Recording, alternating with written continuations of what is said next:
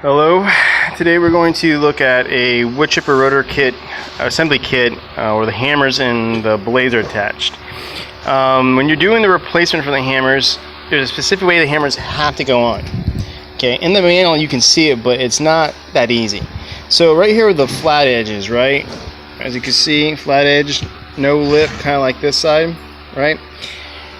The hammer has to go in the Y facing up, with a spacer in it first. Then you drop the inner part, which is the sleeve, the bearing sleeve, and then the bolt with the spring washer, okay?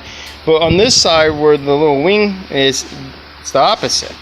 It's going to be the spacer first, then the hammer, the Y facing down.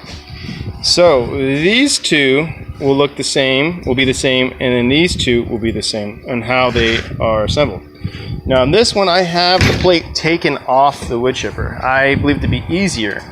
When this plate is on here, which is just the PTO shaft, this whole thing will move as you're trying to do it. The solution to that is to get a really big crescent wrench and put it on here, you know, a crescent wrench, right, where it can move it to a different size.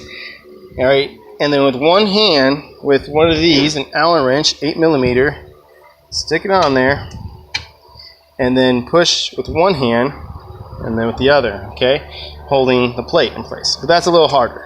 You take it off though and putting it back on, that's a little difficult too, unless you know what you're doing.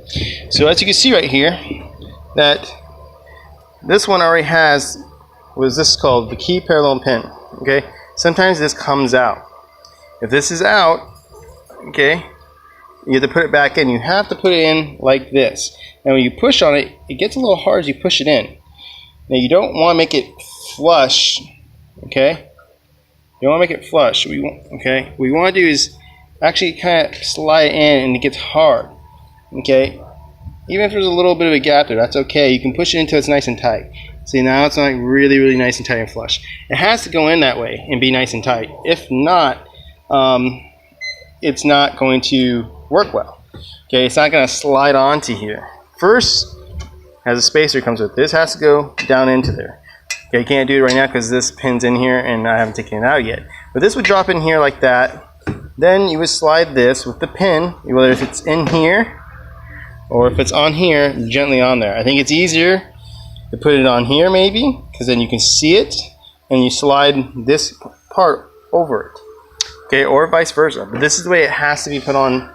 Okay, otherwise this won't go all the way down, and then it'll cause a lot of damage. You know, it'll destroy the inside of the back well like this. Okay, it'll destroy the whole inside. It will strip these. It will shear these right off, and then you'll need a new one. Okay, and that's how you take off the plate, because the plate is held on by a bolt that looks just like this in the center. Okay, and it goes on there just like that.